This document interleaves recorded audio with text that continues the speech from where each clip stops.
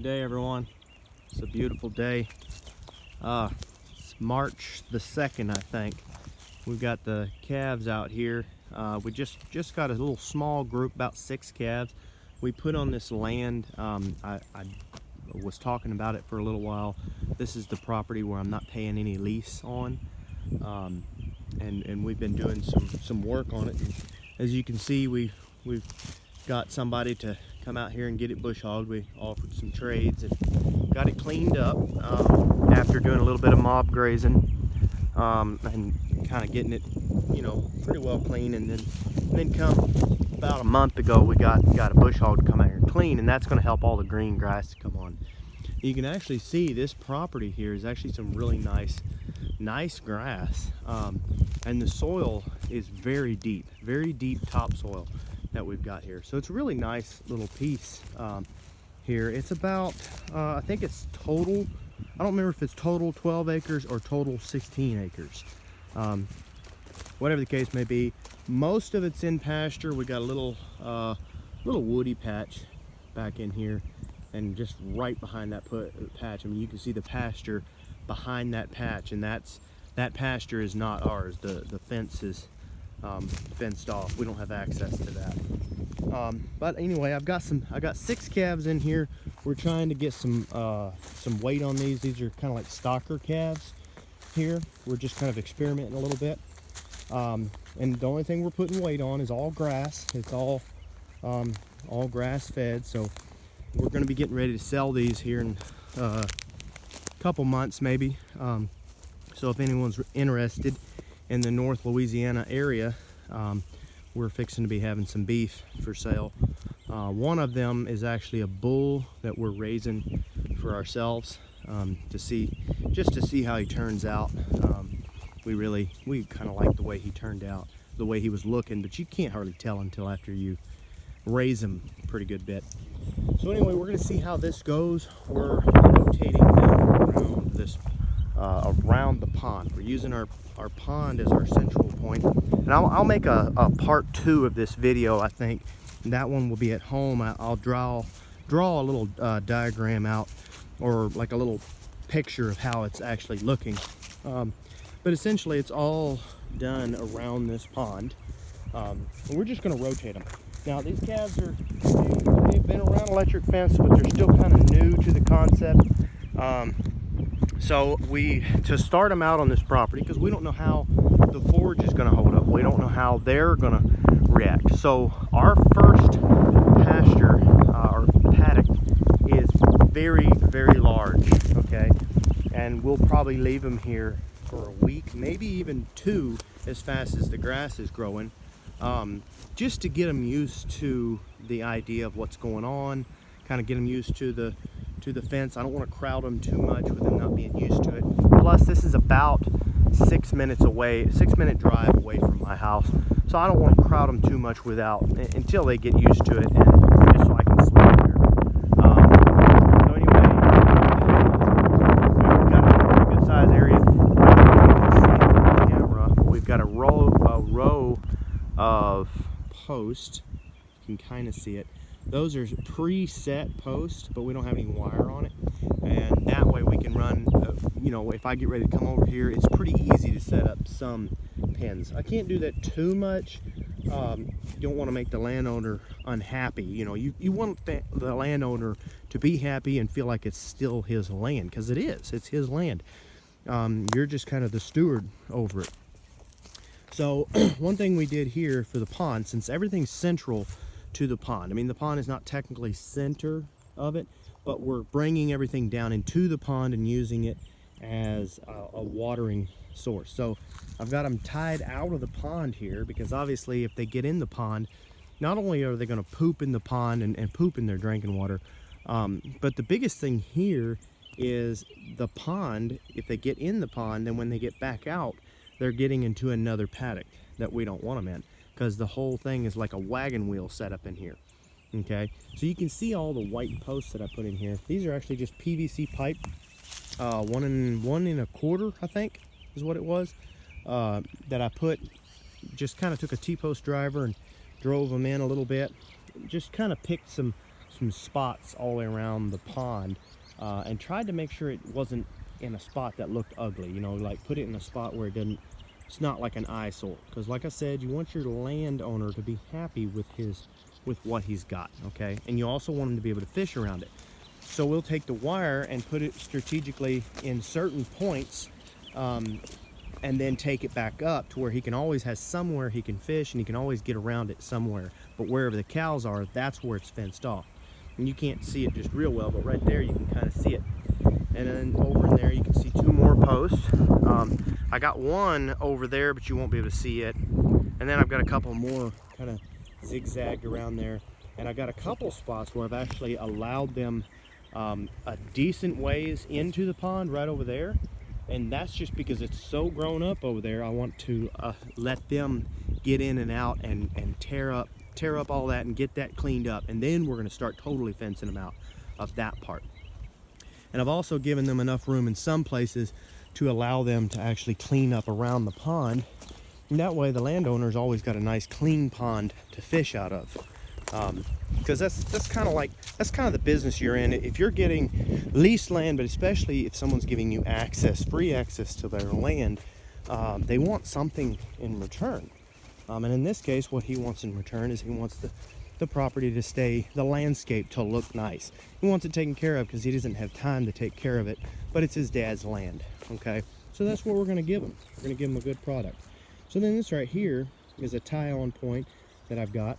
And then this goes across. Those are some temporary posts that I put there when I'm using this. And then if you look down in here, down in the woods, it's 4 posts we just set up, and we're gonna leave those in permanent because we're out in the woods there. But all it is PVC. It's 3/4 inch PVC. And I'm not saying that I'm a big fan of PVC, using that as a post. I mean, you can buy pretty cheap fiberglass post, and we use that in a lot of places. This is just what we had.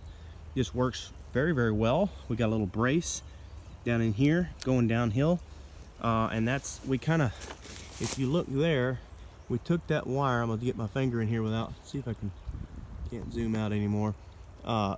So we took the wire, went up over here, and then we looped down, and that holds tension on this side right here, all the way across there when you pull your gate up right here, okay? So we want to leave this open to where the landowner can get on his dam of his pond, but sometimes we split it in half and use it as a paddock here. So when we're splitting it in half, we can take that and just hook right in over there. But it's really easy. We've got a nice handle on there, really easy to just pull off, and then you pick up those temporary posts, these 2 right here, and then you go all the way back and you hang this up, okay? And we've got a hook right there, good and up and out of the way. That way when we do hang it there, if anything got in here, which nothing will be in here when this is picked up, no cattle will be in here. The only time cattle will be exposed to this is when this is hooked up. So when the cattle are in here, this is hooked up, and then when the cattle aren't in here, we hang it up there out of the way. But we want to make sure it's good and out of the way, that way the deer don't come through and catch it and get all tangled in there. You don't want that. You don't want to cause any kind of hazards. Okay, so I got another little point here on this. I'm going to walk down through here and show you just kind of what we got. Like I said, we used the PVC just because it's what we had. I mean, we had some scrap pieces. They were about 4 foot. We pounded them in a foot in the ground, and then it works pretty well, just like that. I'm just about to come in here and put a couple step-in posts here because that's a pretty good ways off the ground. So the way we got it set up, we'll need 1 or 2 step-in posts every time we do run cows through here. But this just kind of keeps it here and keeps it tight. Okay, now we actually used something different here. We actually used a 16. Don't think I can focus on that. Really don't think I can. Anyway, it's not your regular hot wire. It's actually a 16 gauge. A 16th of an inch cable, solid stainless steel cable is what it is. And the reason we used that out here was because of all the tree limbs in here. We're planning on leaving this up permanent, And if you put any kind of hot wire, that's going to get some pretty good pressure from tree limbs. And we're kind of doing an experiment. I have seen this stuff to work pretty good, but we're experimenting and seeing how well it's going to work. And I got another corner there, you can see, and that works pretty good. You just drill a hole through there. If I can get my camera to focus on it, just drill a hole through both of them and tie it off with your I just used 12 gauge soft galvanized wire, like I've talked about in previous videos. But the reason I like to use the cable out here, or what I'm trying anyway to see if it'll work, is because of all the tree limbs. Like I said, the tree limbs, you get a lot of pressure on here. Also, it's out in the woods where deer can hit it and stuff like that. Well, so we've got a lot of flexibility in this. I mean, I can bend this. I mean, I could keep on bending it if I wanted to. I mean, it bends and bends and bends, and it's really flexible on those single posts. So if a deer hits it, it'll bend all the way down.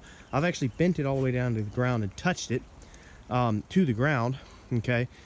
Worst case scenario, they'll pop it loose from one of these ends. So I've got an actual dead end over here where it's held on to this barbed wire fence. It's just kind of it's a T-post clip is actually what it is, for putting hot wire on, but it's a nice handle. Okay, so you can take that loose like that, and then you've got your gate right here. Okay, so you can open that up. Not that I ever really come through here on a four-wheeler. Every now and then I'll walk through, but I just got it there just in case. You never know.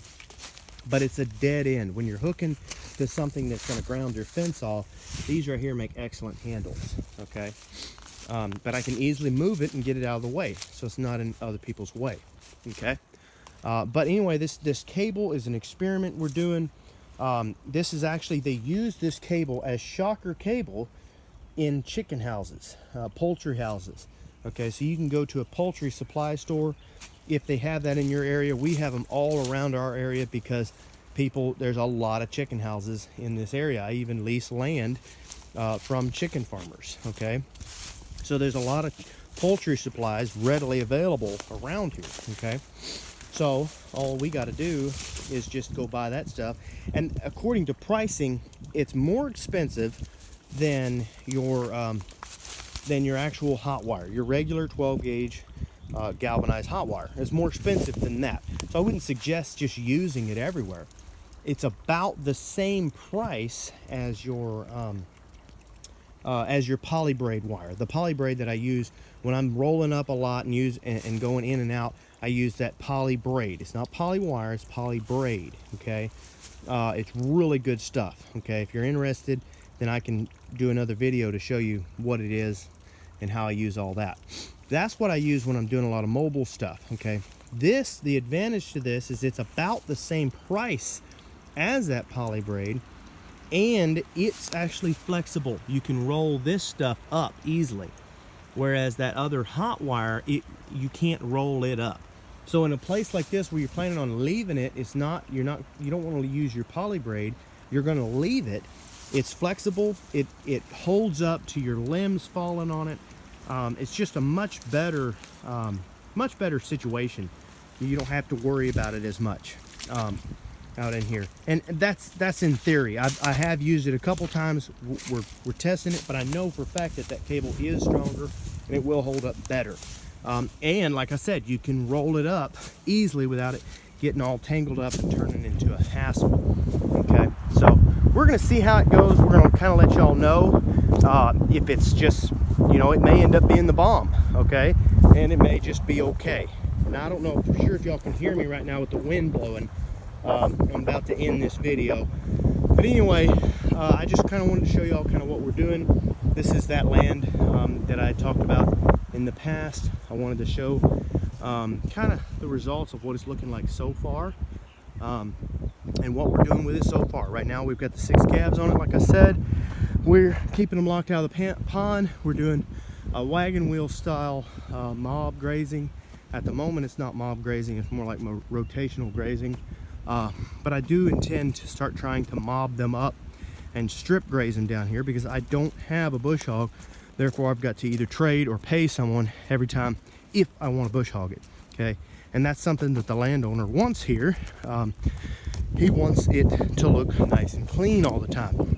which is completely understandable. So that's just kind of something you got to contend with. So if I don't want to have to bush hog it, then I've got to strip graze it. So that is something I do intend to do if possible. So stay tuned, and I'll kind of let y'all keep following along and seeing how it's all going. So thanks everybody, have a good day.